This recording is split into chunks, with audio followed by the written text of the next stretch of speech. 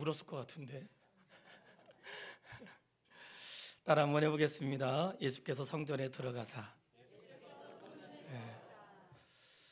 저는 요즘 항상 요즘은 현재 진행형인데 마태복음 읽을 때는 마태복음이 너무 좋았고요. 마가복음을 읽으니까 또 마가복음이 너무 좋은 거 있죠. 만약에 계속 설교를 들으신 분도 알지만 저는 항상 설교 제목을 본문에서 설교 제목을 항상 정하고 있고 예수님의 흔적 가운데 우리에게 주시려고 하는 말씀이 무엇인가를 계속 생각하는데 한 주간 동안 읽었던 말씀에 눈에 이제 띄었던 말씀이 예수님이 성전에 들어가시고 예수께서 성전을 거니시고 예수님이 성전에서 가르치시고 성전에서 나오셨더라. 근데 이게 사복음서에 기록되어 있는데 사실은 예수님의 마지막 일주일은 성전에 계셨거든요. 사역의 시작은 갈릴리였는데 마지막 예수님의 발걸음은 성전에 계셨고 그 성전에서 예수님이 하고자 하시는 일들을 성전에서 한 3일 정도 이렇게 말씀하시고 성전을 나가신 이후에는 성전에 들어가지 않으시고 십자가에 죽으세요. 근데 이 말씀을 보면서 깨달았던 것은 예수님이 성전에 들어가셔서 성전에 들어가서 하셨던 일은 성전을 먼저 청결하게 하신 일이었고 그 다음에 성전을 거니실 때에 성전에 있는 지도자들이 예수님께 와서 질문을 해요. 그 질문에 대답을 해주시고 그래서 성전에서 가르치셨다는 것은 성전에서 예수님이 몇 가지의 교훈의 말씀을 주세요. 그리고 성전을 나가시면서 이 성전이 돌 하나도 돌 위에 남지 않고 무너지게 될 것이다. 그 말씀을 하시고 이제 감람산으로 가시거든요. 이 말씀이 굉장히 오랫동안 머물러 있었던 거예요. 도대체 예수님이 성전에서 하시고 싶었던 말씀이 무엇일까? 그리고 이 말씀이 어떻게 이제 해석이 되기 시작했냐면 예수님이 성전에 들어가신 것이 예수님이 화평교회에 들어오셔서 우리의 예배하는 모습을 보시고 성도들이 질문하는 내용을 들으시고 답변해 주시고 성전에서 가르쳐 주고자 하시는 것들을 가르쳐 주시고 성전에서 나가시면서 우리 교회를 향해서 뭐라고 말씀하실까 이렇게 깨달아지게 됐던 거예요. 왜냐하면 예수님이 성전에서 하시고자 싶어 하셨던 것들이 있었는데 그 예수님의 그 하시고자 하시는 것들을 성전 안에서 이루어지지 않고 있었던 거예요. 그러니 성전 안에서 예수님의 뜻이 이루어지지 않으니까 성전을 나가시면서 돌 하나도 그 위에 남지 않을 만큼 무너지게 될 것이라고 예고하세요. 그러니까 왜 성전이 무너진다고 하는 사실은 아주 충격적이고 놀라운 일이거든요. 예레미야도 하나님의 말씀을 받아서 앞으로의 성전이 무너지게 될 것이라고 예고했을 때에 당시 지도자들이 예레미야를 옥에 가두고 죽이기로 결정을 했거든요.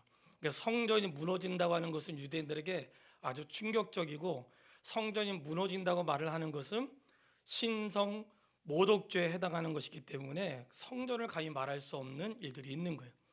아주 신비하고 놀라운 것은 오늘날 우리 교회는 성전이라고 말하지 않고 뭐라고 말한다고 했어요? 예배당이라고 한다고 했어요. 성전이라고 말하지 않고 예배당이라고 해요. 이게 가장 적합한 표현이라는 거 기억하세요. 성전이라고 말하지 않고 예배당이라고 표현하는 게 맞고 교회를 말할 때는 교회의 참 의미는 건물이 아니라 성도 한 사람 한 사람이 교회라는 것 잊지 않게 되길 바랍니다. 오늘 말씀의 요지를 먼저 말씀드리면 바로 예수님께서 들어가셔서 왜 책망하셨는지 그들이 했던 질문은 무엇인지 예수님이 가르쳐 주었던 교훈의 내용은 무엇인지를 요약하여 말씀을 드리겠습니다. 예수님이 예루살렘에 입성을 하세요. 예수님이 예루살렘에 입성하시면서 나귀 새끼를 타고 입성하시죠. 나귀 새끼를 타고 입성하시는데 우리는 예수님이 입성하시는 모습만 보아도 주님이 왜 이곳에 오셨는지를 주님이 행동으로 표현해 주신 거예요. 그러니까 주님은 주님의 언어와 가르침과 행동 속에 우리에게 나타내고자 하시는 말씀들이 다 들어있는 거예요.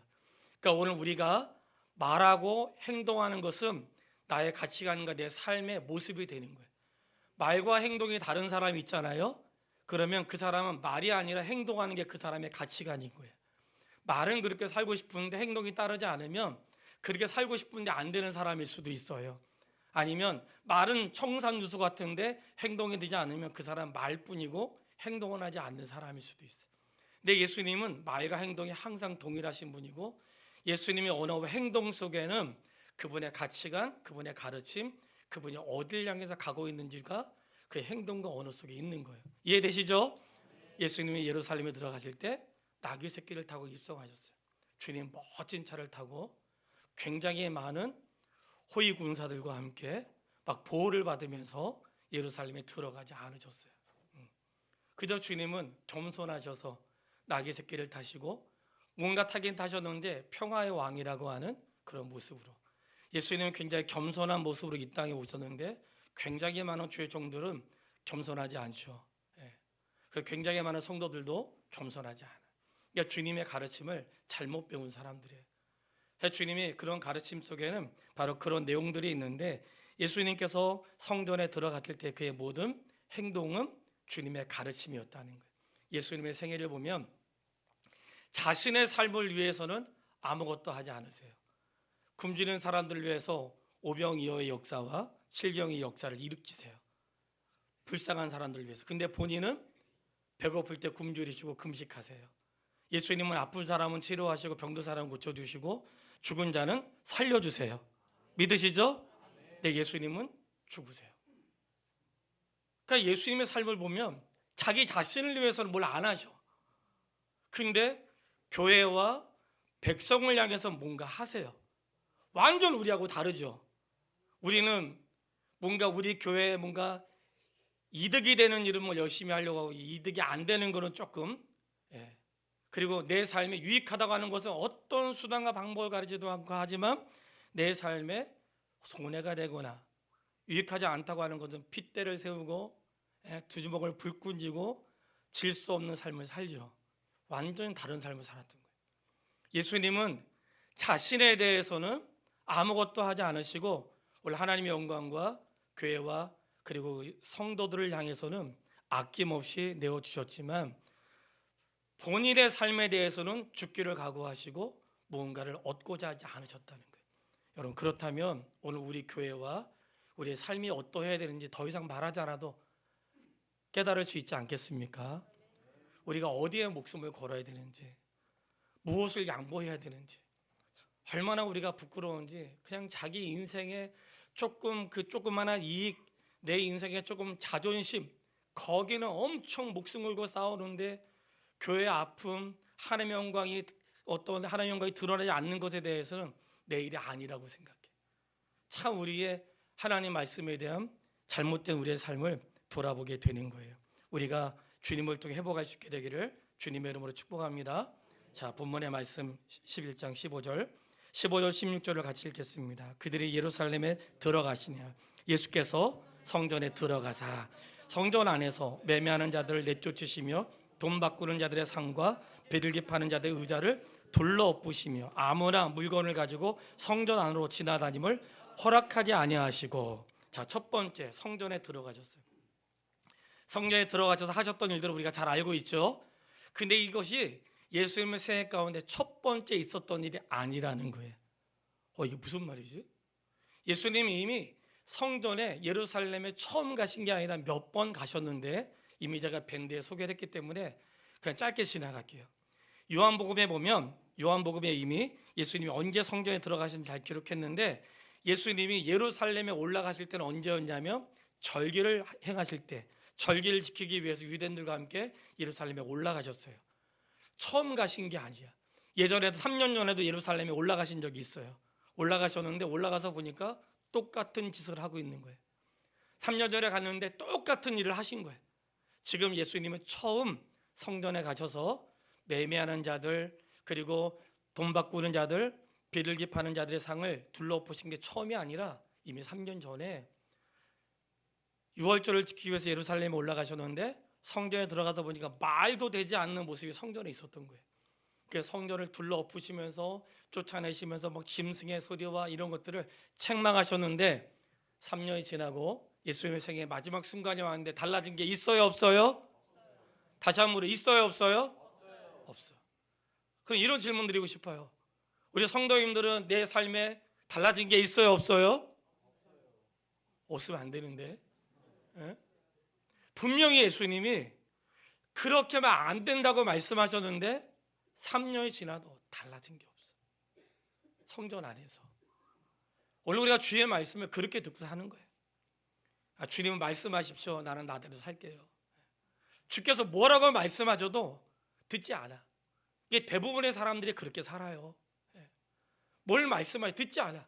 그냥 말씀이고 나는 내가 하고 싶은 대로 사는 거예요.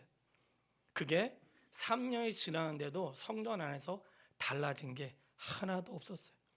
그리고 마지막 예수님이 십자가를 지시기 위해서 가실 때 마지막 방문하셨던 곳이 바로 성전이었다고 하는 거죠.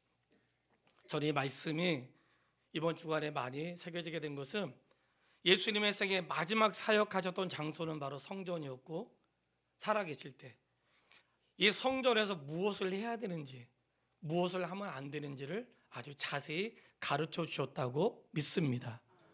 오늘 우리에게 이 말씀을 통해 우리 교회가 무엇을 해야 되는지, 무엇을 하면 안 되는지를 예수님의 마지막 생애의 걸음에서 찾을 수 있는 거예요.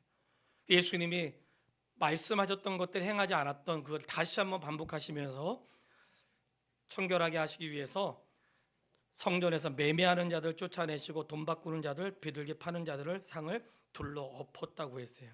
자, 매매하는 자들, 왜 매매가 시작됐을까요? 쉽게 예배드리고 싶은 사람들이에요. 쉽게 간단하게 예배드리고 싶은 사람들, 그냥 굳이 물건을 가지고 오지 않아도, 예물을 가지고 오지 않아도 그냥 거기서 파는 거 사가지고 그냥 하면 가장 안전하다고 생각하는 사람들. 물론 그 안에는 아주 사악하고 나쁜 대제사장들과 거기서 이득을 취하려고 하는 성전에서 성전에 일꾼된 자들이 있었죠. 그래서 돈도 아무 돈이나 내면 안 되고 성전에서만 사용하는 돈을 만들었고, 어떤 돈이든지 성전에 쓰는 화폐를 바꿔야 돼. 그럼 바꾼다는 건 뭐가 들어요? 수수료가 있겠죠. 그러니까 거기서 이득을 취하는 사람들. 그냥 그 안에 장사하려면 아무나 하나요? 우리 집 권사님 말씀 들어보니까 아파트 안에 장사하려면 다 돈 내야 된다 그러더라고. 그냥 장사하는 게 아니에요. 그 성전 안에 사는 사람들 그냥 장사했겠어요? 돈은 누구한테 줬을까요? 모르죠. 누구한테 줬겠죠. 그러한 모습이 예루살렘 성전 안에 있었다는 거예요. 그러니까 쉬운 방법으로 예배하고 쉬운 방법으로 예배할 수 있도록 도와주고 성전에서 어떤 이득을 남고 하는 일들이 그 안에 있었다는 거예요.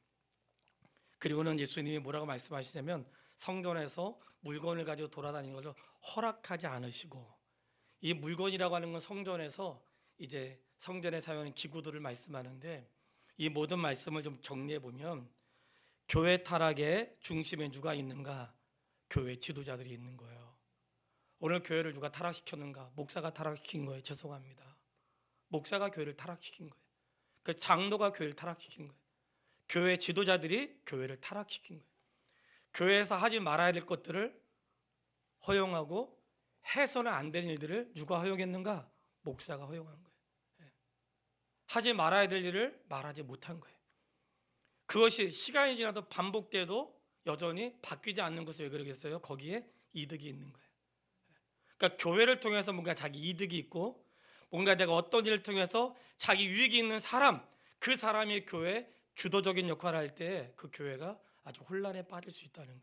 교회는 개인의 유익을 위해 존재하는 게 아니고 하나님을 예배하기 위해 존재한다는 것 잊지 않게 되기를 바랍니다. 교회를 섬기는 것이 목사를 유익하게 하거나 어떤 개인을 유익하게 하는데 우리가 마음을 빼앗기면 진리를 잃어버리게 되는 거예요. 성전에서 뭐라고 말씀하시는가? 17절 다 같이 읽겠습니다. 가르쳐 이르시되 기록된 바 내 집은 만민이 기도하는 집이라 칭함을 받으리라고 하지 아니하였느냐? 너희는 강도의 소굴을 만들었도다. 자, 하나님의 집이 어떻게 사용돼야 되는지를 말씀하세요. 하나님의 집이 어떤 곳이에요?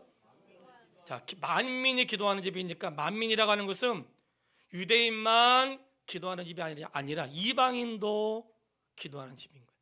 만민이 기도하는 집이니까 특별한 사람만이 아니라 지나가다 누구도 어떤 특별한 사람에게만 주어진 게 아닌 거예요.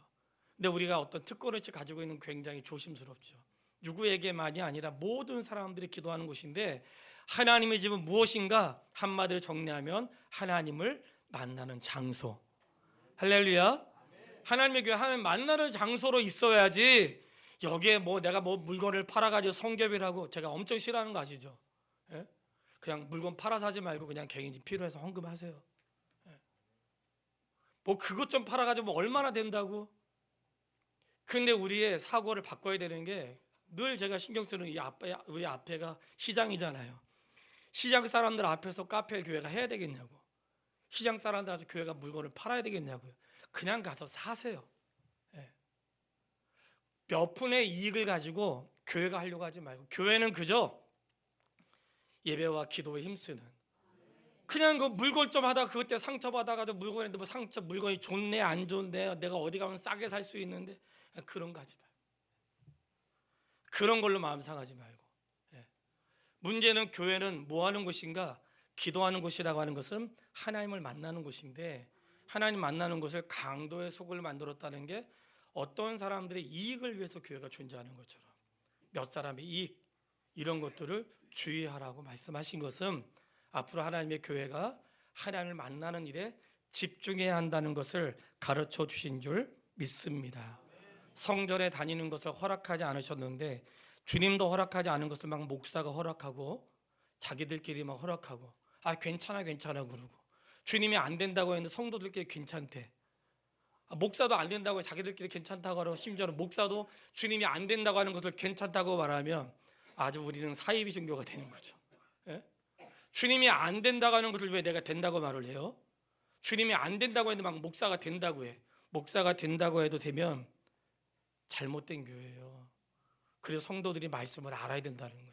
목사가 무슨 말 하든지 아멘하지 말고 아닌 거는 말하지 말고 그냥 이게 무지하게 만드는 거예요. 자, 첫 번째 성전에서 들어가셔서 하나님의 교회가 무엇을 위해 있어야 되는가? 기도와 하나님 만나는 장소에 집중할 수 있도록. 할렐루야. 우리 교회에서 음식 때문에 뭐 파는 것 때문에 이런 것 때문에 문제가 생기지 않도록 항상 모든 교회는 섬기는 자로 있는다는 것 잊지 말고 예배와 만남의 마음을 같이 할 수 있게 되기를 주님의 이름으로 축복합니다. 그 다음 이후부터는 27절 말씀 같이 27절로 28절 말씀을 같이 읽도록 하겠습니다. 그들이 다시 예루살렘에 들어가니라. 예수께서 성전에서 거니실 때에 대제사장들과 서기관들과 장로들이 나와 이르되 무슨 권위로 이런 일을 하느냐 누가 이런 일할 권위를 주었느냐. 아멘.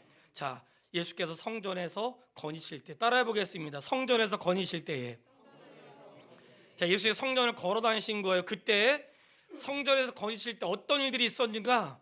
제사장, 서기관, 장로, 바리새인, 헤롯 당원들이 와서 자기들이 그동안 궁금했던 것들을 예수님께 질문을 해요. 지금부터는 예수께서 성전에서 거니실 때에 이 거니실 때는 그들이 질문한 내용들이 나와요. 자, 내가 궁금한 거 질문할 수 있죠. 질문한 내용들을 말하는데 그 질문한 내용들 예수님이 전부 다 하나도 빠짐없이 답변을 해주셔요. 참 이게 보면 목사는 성도들의 질문에 잘 대답하지 못하는 것도 많이 있거든요. 하나는 잘 알지 못해서 그럴 수 있고 하나는 그렇게 말하면 안 될 것 같아서 그렇고 여러 가지 이유가 있을 수 있어요. 근데 주님은 그들의 말에 다 말씀을 하셔. 근데 주님이 거니시는데 그들이 와서 질문을 하는데 그 질문의 대부분은 예수님께 배우려고 하는 질문이 아니라 책 잡기 위한 질문이었다는 거예요. 책 잡기 위한.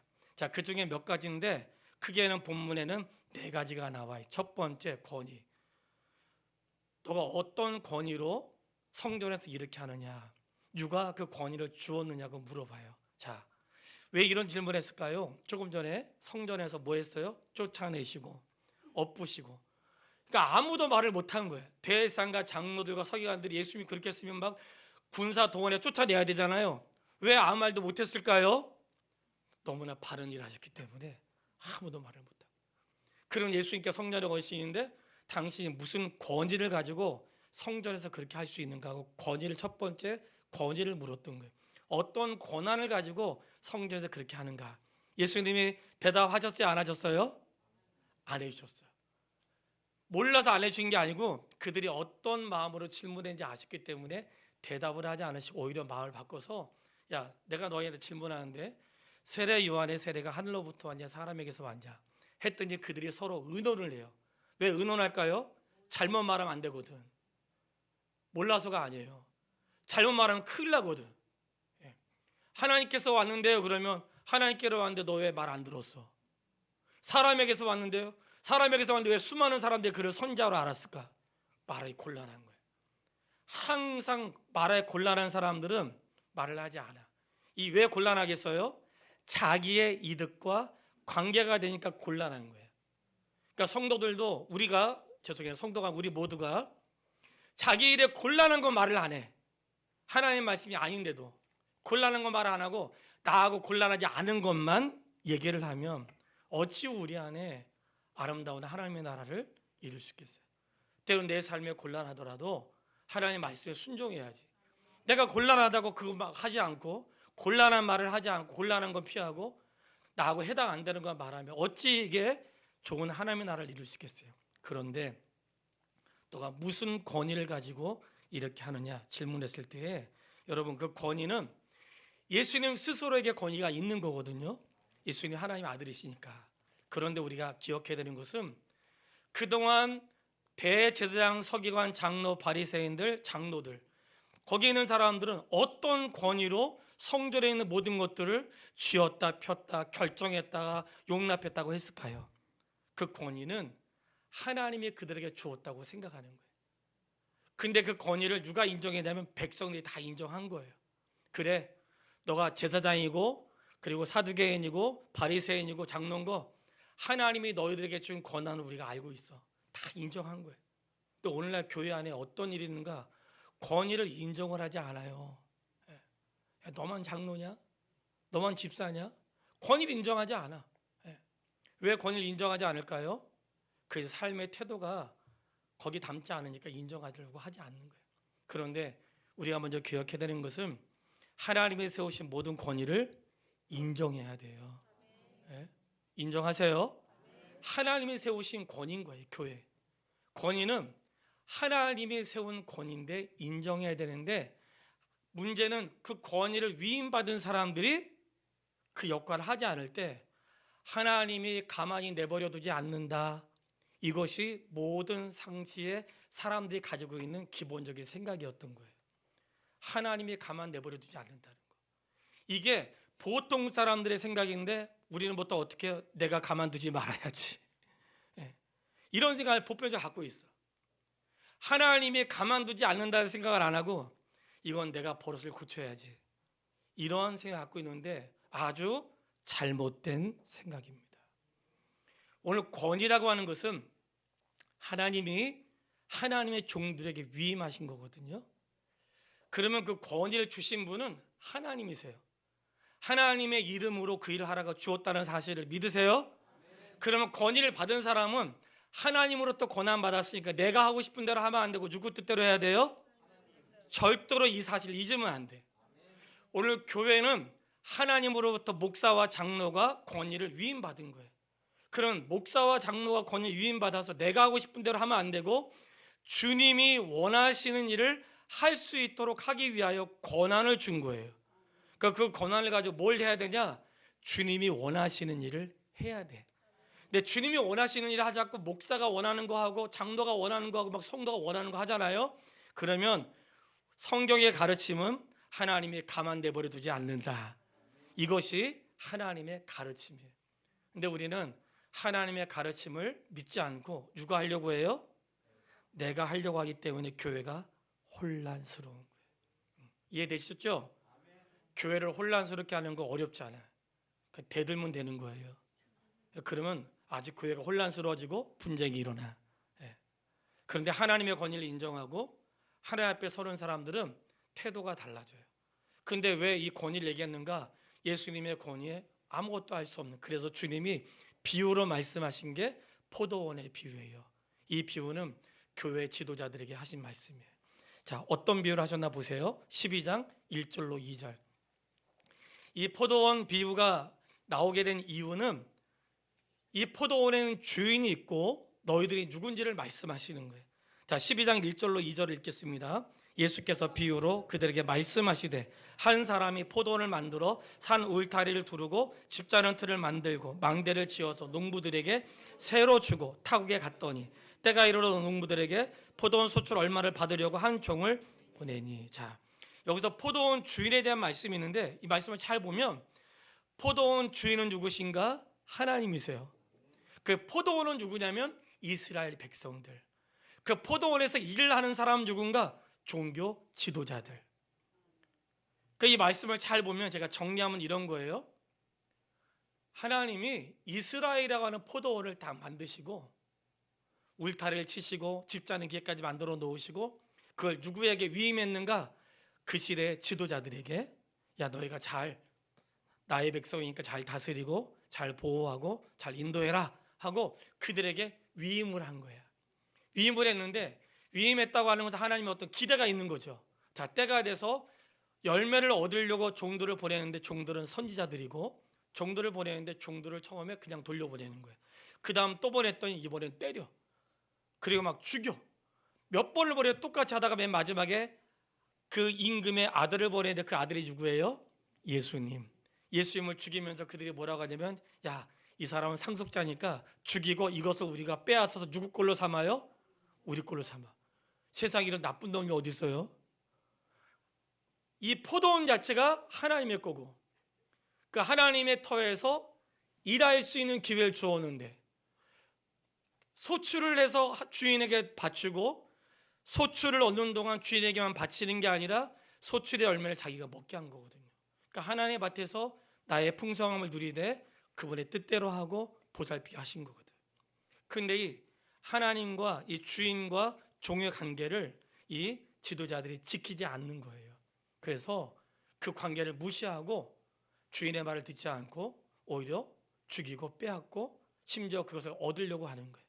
이런 일들을 포도원 비유를 통해서 말씀하고 있는 것은 하나님이 인생의 소출을 원하시는데 여러분 잘 생각해 보세요. 하나님 내 인생에 뭘 원하실 것 같아요? 소출을 원하시는데 내가 밭을 갖고 왔으면 열매를 원하시잖아요. 할렐루야. 내 인생의 열매 원하세요? 여러분 내 인생의 열매가 뭘 것 같으세요?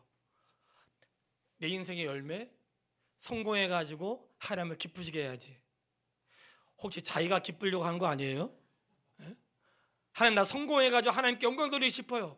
혹시 성공해서 자기 자랑하고 싶은 건 아니에요? 내가 뭔가 해가지고 멋있게 살고 싶어요. 그게 하나님을 위해서 멋있게 살고 싶은 건지 아니면 자기가 멋있게 살고 싶어서 하나님의 이름을 넣은 건지 똑바로 좀 차리세요. 하나님이 원하신 열매는 성경에 분명히 말씀하고 있어요. 하나님 내 인생에 원하신 열매는 뭔가? 너가 목회하는 동안 적어도 300명은 목회해야 된다. 이게 열매가 아니고요. 너가 사는 날 동안 적어도 자기 집은 갖고 살아야지. 이게 살아온 열매 아니에요. 너가 사는 날 동안 사람들한테 그래도 존경은 받아야지. 그거 열매 아닙니다. 잘 들으세요. 성경이 말씀하고 있는 열매는 나의 살아오는 동안 남기는 것이 무엇이냐 그게 아니고 성경이 우리가 원하시는 열매는 딱 한 가지인데 성령의 9가지 열매. 사랑과 희락과 화평과 오래 참음과 자비와 충성과 온유와 절제니 이 같은 것을 금지할 법이 없대. 이게 인생의 열매예요. 우린 열매를 내가 뭐 많이 누려서 자녀들한테 잘 남기고 그게 열매가 아니고 내가 사는 날 동안 내 삶에 사랑과 희락과 화평과 오래 참음과 자비와 양선과 충성과 온유와 절제와 같은 이런 열매가 그리스도에게 맺혀진 열매거든요. 주님을 닮아가는. 이게 우리의 열매라는 거예요. 근데 이 성령의 열매는 관심이 없고 우리가 자꾸 뭘 비교하냐? 내가 예수 믿고 뭐가 잘 됐는데 그 안 된 사람은 예수 안 믿은 사람이에요. 온통 세상의 열매를 세상의 가치관으로 말을 하니까 누구는 열매 없는 사람이고 자기만 열매 있는 사람인 거예요. 이게 세상과 하나님 사이에서 경계선을 뛰어넘지 못한 우리의 허물인 거예요. 성도님, 주님이 원하신 열매는 그런 거 아니에요. 열매는 성령의 열매. 할렐루야. 내 삶에 그런 열매가 맺게 되기를 바랍니다. 그리고는 그들이 성전을 지나가실 때 질문했다고 했잖아요. 그냥 짧게 말씀드릴게요. 바리새인들과 헤롯 당들이 와서 세금에 대한 걸 물어요. 12장 13절 세금을 말하면서 아주 나쁜 생각을 가지고 얘기하죠. 12장 13절로 14절에 보면 그들이 예수의 말씀을 책잡으려고 하여 바리새인과 헤롯 당 중에 사람을 보내서 물어보는 거예요. 예수님, 세금을 내야 됩니까? 내지 말아야 되니까? 이 굉장히 중요한 질문이에요. 왜냐하면 이스라엘 백성들이 로마의 식민지로 있었기 때문에 세금 내라 그러면 로마에다가 헌신하라는 말인가요? 아주 책잡으려고 하는 아주 난해한 질문을 한 거죠. 근데 이거는 세금의 문제만 있는 게 아니라 또 다른 문제도 있어요. 어떤 문제가 있냐면 여기는 세금의 문제만 나왔지만 예수님, 하나님께 드릴 것을 부모님에게 해야 될 것을 부모님께 주지 않고 하나님께 드리면 되는 거죠? 그것과 연결되어 있는 거예요. 정답 말씀드릴게요. 세금을 내는 것은 세상에 내는 것을 세상에 내고 하나님께 드리는 건 하나님께 드리세요. 부모에게 해야 되는 것은 부모에게 하시고 하나님께 드려야 되는 것은 하나님께 하세요. 하나님께 드릴 것으로 드리지 않고 다른 거 하는 것 하나님이 원하지 않으세요. 부모를 사랑해야 되는데 부모 사랑하는 것을 부모에게 하지 않고 하나님께 하는 것 하나님 원하지 않으십니다. 자녀에게 해야 되는데 자녀에게 하지 않고 나 주께 다 드렸어. 그 자녀는 아무것도 아니에요. 주님 원하지 않으십니다. 이 말씀은 나라에 해야 되는 건 나라에다 해. 부모에게 해야 되는 건 부모에게 해. 그리고 하나님께 하는 것은 하나님께 해. 너가 쓰는 건 너 걸로 쓰고 너 거 가지고 하나님께 드리지 않고 내 것만 쓰고 다른 데 쓰면서 마치 나는 자유롭다고 생각하지 말고 하나님께 하지 않으면서 막 정치, 경제, 문화 내가 쓸 거 다 하면서 그렇게 살지 말고 분명히 말씀하시는 것은 하나님의 것은 하나님에게, 사람에게 해야 되는 것은 사람에게, 나라에다 해야 되는 것은 나라에, 이 구별을 해놓으셨어요. 그러니까 우리는 국가의 의무를 다 하듯이 성도의 의무도 해야 되고 자녀된 도리로 부모의 의무도 해야 되고 우리의 영적인 아버지에 대한 의무도 해야 되는 거예요. 이해가 되셨으면 아멘 해보세요. 분위기 썰렁한 거 아니죠? 예? 신방하는데 여러분 앵두하고 동백이가 있는데 누군지 아세요? 모르죠? 예, 앵두하고 동백이는 민경숙 집사님에서 치고는 애완견 이름이야. 예. 앵두하고 동백이가 있어요. 근데 이 집사님이 신방하는데 목사님 글쎄 우리 집에 앵두하고 동백이가 있는데 제가 동백꽃 필물이 엄청 재밌어 했거든. 그 동백이라고 했는데 앵두하고 동백이가 있는데 얼마나 집사의 말을 잘 듣는지 딴 사람 말을 안 듣는데 그리고 내가 산책시키냐고 했더니 요즘에 힘들어서 못 시킨다. 누구랑 같이 가면 딴 사람 말을 안 듣는다는 거예요. 그리고 집사의 말만 듣는데요. 그래서 제가 뭐라고 그랬게요? 밥 주는 사람 말 듣는 거예요. 맞죠? 여러분 근데 왜 우리는 밥 주는 사람 말 안 들어요? 예? 여러분은 한번 누가 주세요? 아닌 것 같은데 예? 강아지들도 밥 주는 사람 말 들어요.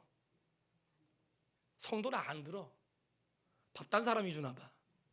어디가 딴 데 가서 밥 먹고 와가지고 말이지. 예? 아니 앵두하고 동백이도 주인을 알아보는데 밥 주는 사람만 쫓아다니는 거야. 밥 주는 사람만. 내 성도는 내 인생에 밥 주시는 분을 신뢰하지 않냐는 거예요. 너무 부끄럽죠. 그게 우리가 살았던 삶의 방식인 거예요. 밥 주는 분에게 내 인생을 그분 쳐다보지 않는 거예요. 그분을 밥 주는 분을 인정하지 않는 거죠. 이 바리새인과 서기관들이 그렇게 살았던 거예요. 그리고는 심지어 그 안에 부활을 믿지 않는 자들이 있었어. 성도가 알고 있는데 부활을 믿지 않았던 사두개인들은 부활을 믿지 않았어요. 그리고도 그들이 교회 지도자로 살았어요. 부활을 믿지 않는 자들이. 근데 부활을 믿지 않는다는 말의 다른 뜻은 뭐냐면 그들은 현실주의자. 왜냐하면 내일이 없으니까 오늘만 사는 거죠. 내일이 없으니까. 근데 성도는 내일이 있기 때문에 오늘을 사는 거예요. 할렐루야. 내일이 없는 사람은 오늘만 사는데 성도는 내일이 있기 때문에 오늘을 내 마음대로 살 수 없는 거예요. 오늘을 그 나라를 의식하며 살고 그의 뜻대로 사는 거예요.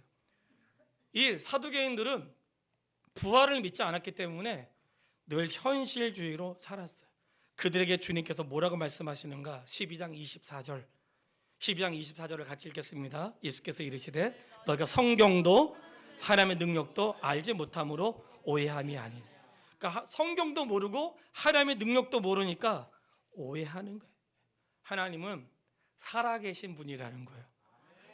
아브라함과 이삭과 야곱의 하나님은 아브라함도 이삭도 야곱도 살아있어. 그 말씀을 하시는 거예요. 아브라함과 이삭과 야곱이 살아있다는 거예요. 하나님 지금도 살아계시고. 그러니까 성경도 하나님을 알지 못하니까 오해하는도다. 이것이 길을 다니면서 물었던 제자들의 그들의 모습이었던 거예요. 그리고는 서기관이 찾아와서 예수님, 제일 큰 계명이 무엇입니까? 이렇게 질문했죠. 우리가 다 알죠? 제일 큰 계명이 무엇입니까? 왜 제일 큰 계명이라고 했냐면 성경의 수많은 계명 가운데 그래도 순서가 있지 않겠습니까? 하고 물어본 거예요. 예수님이 그들에게 알려주시죠. 자, 12장 29절 말씀, 29절 30절 같이 읽겠습니다. 예수께서 대답하시되 첫째는 이것이니 이스라엘아 들으라. 주 곧 우리 하나님은 유일한 주시라. 내 마음을 다하고 목숨을 다하고 뜻을 다하고 힘을 다하여 주 너희 하나님을 사랑하라 하시. 아멘. 자, 물어봤어요. 우리도 궁금하잖아요. 이 모든 것 가운데 제일 중요한 계명이 뭘까? 예수님이 정리를 해주신 거예요. 첫째는 내 하나님 유일하신 하나님이신데, 그리고 하나님을 사랑하고, 둘째는 그와 같은데 이웃을 내 몸과 같이 사랑하라. 자, 이 말은 첫째와 둘째가 동시에 있으면 똑같이 사랑하라는 말이 아니에요. 첫째와 둘째가 갈등할 때 어디에 순서를 지켜야 되는 거예요? 첫째 지켜야 돼요. 내 인생의 첫 번째와 두 번째가 전부 다 주의 뜻인데, 첫 번째와 두 번째 중에서 무엇을 먼저 해야 되냐고 할 때는 항상 첫 번째가 있는 거예요. 근데 주님이 이렇게 말씀하세요. 하나님을 사랑하는데 어떻게 사랑하는가? 마음을 다하고 목숨을 다하고 힘을 다하고 뜻을 다하여. 우리 다 그렇게 사랑하고 계신 거 맞죠? 네? 마음을 다한다는 것은 지정의를 다해서 사랑한다는 건데, 목숨을 다한다는 것은 내 목숨이 끊어질 때까지, 힘을 다한다는 것은 이만하면 됐어가 아니라 내 에너지를 다 쓸 때까지, 뜻을 다한다는 것은 하나님 뜻 모르고 살아가는 게 아니고요, 하나님의 뜻을 알고 살아가는 것을 뜻을 다해서라고 하는 거예요. 자, 그러면 마음을 다하고 목숨을 다하고 힘을 다하고 뜻을 다해서 하나님을 사랑하라고 했는데, 이 말씀이 이번 주에 다르게 읽어진 거예요. 그게 뭐냐면, 얘야, 내가 너한테 나를 사랑하는 방법을 알려줬는데 마음을 다하고 그리고 목숨을 다하고 뜻을 다하고 힘을 다해서 나 사랑하라고 했지? 사실은 내가 너를 그렇게 사랑하는 방법이야. 내가 너를 내 마음을 다해서 내가 너를 사랑하고, 내 목숨을 다해서 내가 너를 사랑했고, 내 힘을 다하여 내가 너를 사랑했고, 내 뜻을 다해서 너를 사랑했어. 내가 너를 사랑한 방법으로 너희도 나를 사랑하라고 내가 알려주는 거예요. 예수님이 성찬하시면서 떡을 떼시면서 제자들에게 주었다고 했어요. 떡을 뗐다는 것은 예수님의 살을 찢었다는 거예요. 예수님의 살을 찢어가지고 제자들에게 주신 거예요. 우리는 항상 어떤 은혜에 있는가? 주님이 나를 위해서 자신의 몸을 찢어서 나에게 주었어. 그 은혜에만 내가 멈춰 있다면 우리는 50점. 몇 점이요? 늘 은혜를 감사하는데 늘 그 은혜가 뭐냐면 구원의, 나를 향한 구원의 은혜 너무나 중요하죠. 주님을 찢어서 주님의 피를 쏟아 나를 구원하신 거에 머물러 있으면 50점이라고. 그러면 나머지 50점 뭔가? 내가 너에게 내 살 찢어서 줬지, 내가 내 피를 쏟아서 너 죄 용서해 줬지, 이제부터는 너가 살면서 너의 몸을 찢어서 너의 삶을 찢어 연약한 자, 하나님의 사랑이 필요한 자, 그리스도의 은혜가 필요한 자에게 흘려 보내는 것, 그게 바로 그리스도의 삶을 완성하는 거라는 거예요. 이 사랑을 이야기한 것은 수없이 많은 성경의 말씀에 기록되어 있는데, 우리가 옥합을 깨트린 여인 알죠? 옥합을 깨트린 여인이 마가복음 14장 8절에 나오거든요. 14장 8절에 나오는데 이렇게 써 있어요. 그는 힘을 다하여 내 몸에 향유를 힘을 다해서 부어드렸대. 그러니까 오늘 주님이 우리를 향한 주님의 방법은 무엇이냐? 힘을 다해서 하는 거예요. 주님을 힘을 다해서 사랑하고 힘을 다해서 하라고 말씀하는 거예요. 왜냐? 주님이 우리를 그렇게 사랑하신 거예요. 할렐루야. 그렇게 하셨더니 12장 34절 말씀을 읽겠습니다. 34절, 예수께서 그가 지혜 있게 대답하시는 보시고 이르시되 내가 하나님 나라에서 멀지 않았도다 하시니 그 후에 감히 묻는 자가 없다. 그 후에 감히 묻는 자가 없대요. 예수님을 넘어뜨리려고 물어봤는데 아무도, 예수님이 너무 기가 막히게 말씀하셔가지고 묻는 자가 없었던 거예요. 자, 이 말씀은 이런 거예요. 내가 살면서 궁금한 거 있죠? 예수님께 물어보세요. 그래, 목사는 대답하는 게 잘 못할 수도 있어요. 지혜가 부족하고 또는 언변이 부족하고 또 성도의 삶을 잘 모르기 때문에. 그러나 주님은 부족한 게 없겠죠. 우리가 살면서 궁금한 것 있으면 주님은 대답을 다 해주시는데 감히 묻는 자가 없을 만큼 항상 바르게 우리에게 가르쳐 주시는 주님이라는 것 기억할 수 있게 되기를 바랍니다. 자, 35절 12장 35절 읽겠습니다. 예수께서 성전에서 가르치실세 대답하여 이르시되 어찌하여 서기관들이 그리스도를 다윗의 자손이나 하느냐. 아멘. 따라해 보겠습니다. 성전에서 가르치실 때, 자, 시간상 세 가지 요약해서 말씀드리겠습니다. 마가복음에 성전에서 가르치는 사건이 세 가지가 나와요. 첫 번째, 따라해 보세요. 첫 번째, 주님, 예수 그리스도는 주시다. 예수 그리스도가 뭐예요?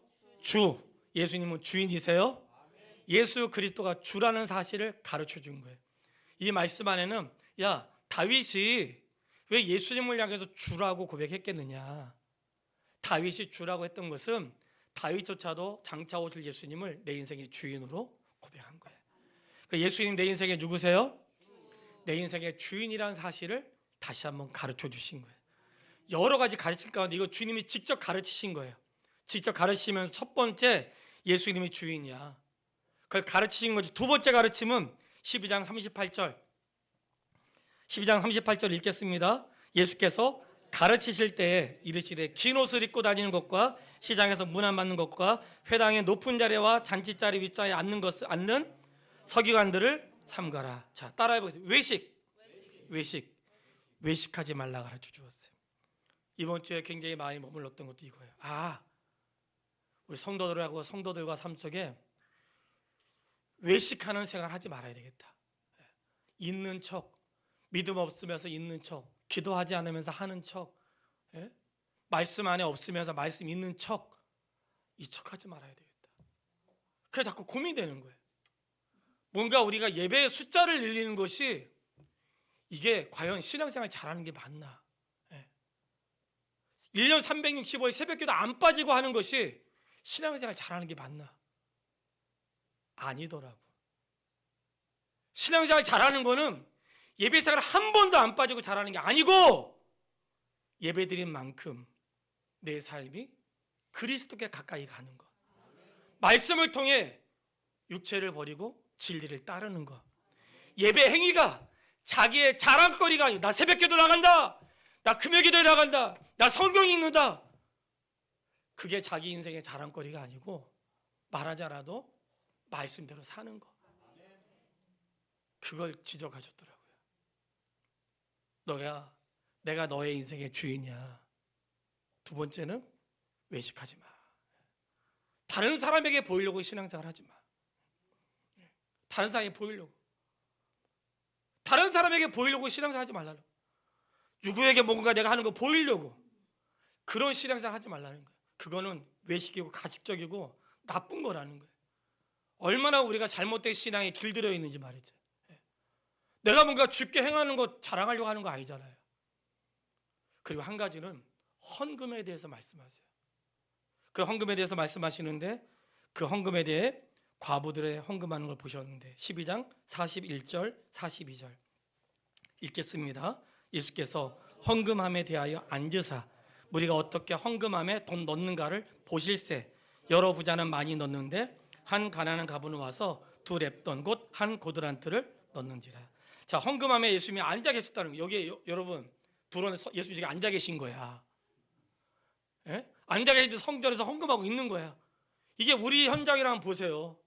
헌금하는 거 예수님께서 보셨다고. 예수님이 뭘 보셨어요? 불편하세요? 예수께서 뭘 보셨어요? 성도님, 예수님이 우리 헌금하는 것을 보세요. 목사도 봐요. 어떻게 보는가? 아, 성도가 어렵구나. 형편이 좋구나. 성도의 11조는 성도의 삶의 기준이거든요. 성도의 11조는 성도의 삶의 기준이에요. 11조가 적은 사람들은 아, 이 성도가 참 어렵구나. 뭔가 기회가 되면 우리가 도와야지. 성도의 삶의 11조가 삶의 기준인데 여유가 있는 사람도 있잖아요. 그러면 선한 일에 힘쓰면 좋겠다. 그런 마음으로 보는 거지. 뭐 이게 성도가 누가 많이 했네, 누가 안 했네, 왜 안 했을까? 한 번도 그런 걸로 가지고 뭐라고 한 적이 없어요. 근데 예수님이 헌금하는 걸 보신 것을 우리에게 바른 걸 알려주려고 하는 거예요. 부자가 헌금을 넣는데 어떻게 넣냐면 넣는 모습이 이게 자세히 나와 있어요. 헌금을 넣는데 가난한 사람보다 부자가 훨씬 많이 넣었대요. 훨씬 많이 넣었는데 이 과부는 조금밖에 안 넣었어. 근데 예수님은 뭘 보셨냐면 액수가 아니라 가치를 보신 거예요.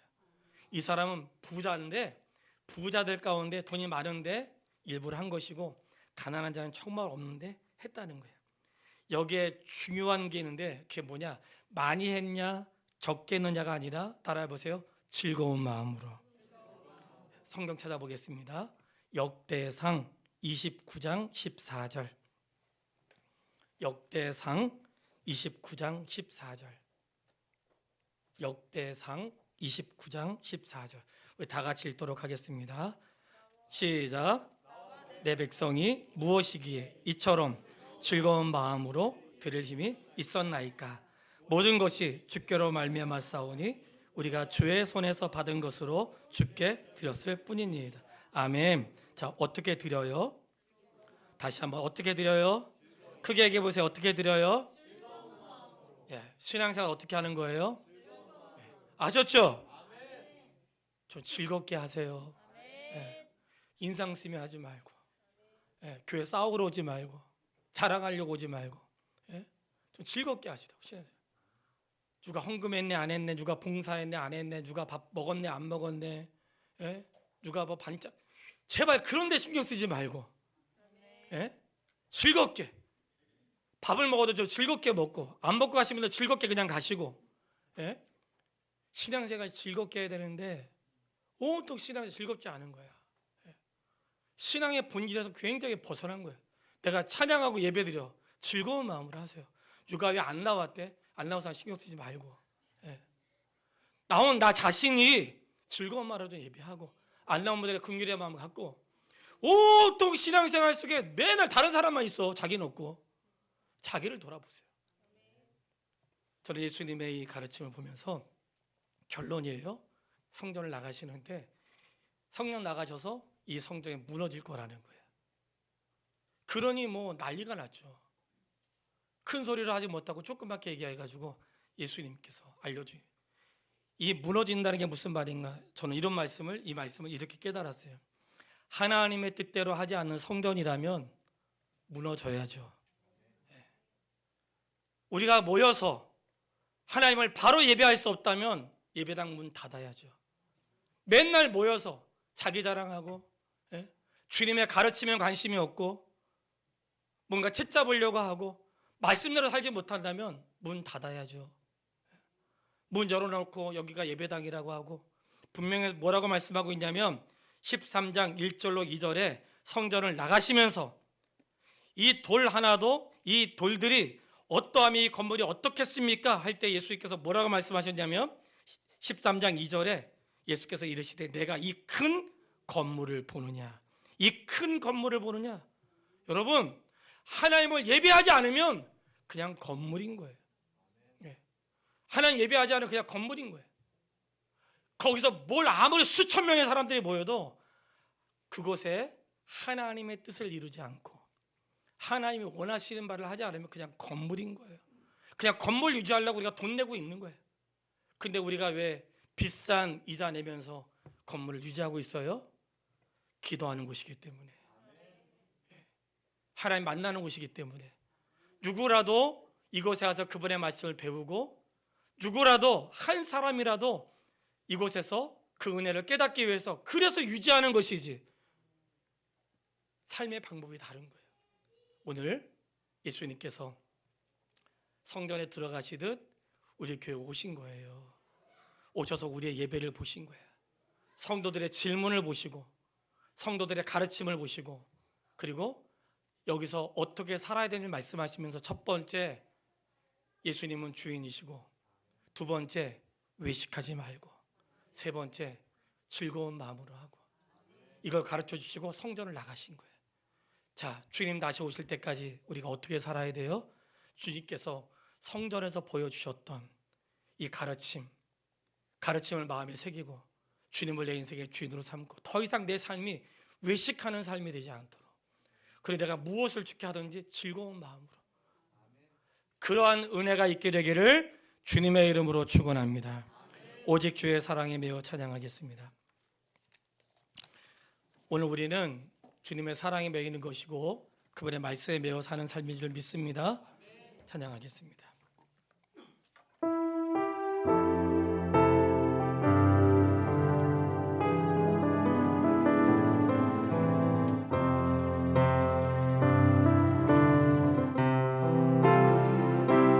오직 주의 사랑에 매여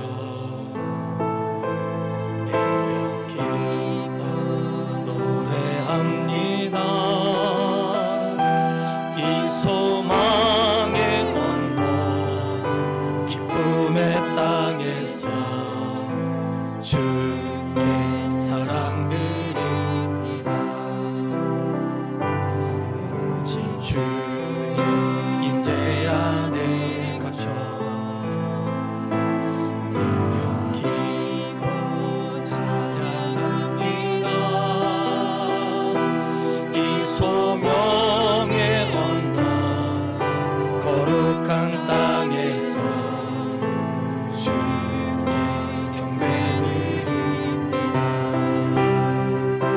주께서 주신 모든 은혜 나는 말할 수 없네. 내 영혼 즐거이 주 따르렵니다. 주께 내 삶 주께서 주신 모든 은혜 주께서 주신 모든 은혜 나는 말할 수 없네. 내 영혼 즐거이 주 따르렵니다. 주께 내 삶 드립니다. 아버지 하나님 감사합니다. 성전에 들어가셔서 거니시고 가르쳐 두시고 성전을 나가신 예수님의 모습을 통해 오늘 주님께서 우리 교회에 오셔서 예배당을 둘러보시고 우리의 예배와 우리의 질문과 우리에게 가르쳐 주시는 말씀을 듣고 행하신 후에 예배당을 나가신 주님의 말씀으로 읽습니다. 하나님 우리 안에 잘못된 예배를 바꿀 수 있도록 도와주십시오.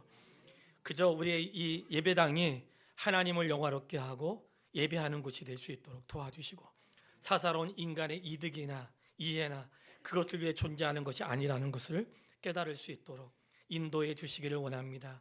예배하면서도 아직도 사람의 문제를 해결하지 못한 저희들을 불쌍히 여겨주시고 하나님이 번제보다 사랑을 긍휼을 원하신다는 사실도 깨달을 수 있도록 인도해 주시기를 원합니다. 하나님 수많은 질문들 가운데 우리가 주님에게 어떤 질문을 드려야 되는지 다시 한번 돌아보게 하심을 감사하고 주님께서 마지막 성전에서 가르쳐 주셨던 내가 주다 외식하지 마라 즐거운 마음으로 해라 이 말씀을 마음에 새기면서 주님께 행하시는 모든 것들을 즐거운 마음으로 따라갈 수 있도록 인도해 주시기를 원합니다. 예수님의 이름으로 기도했습니다. 아멘. 이제는 우리 주 예수 그리스도의 은혜와 하나님 아버지의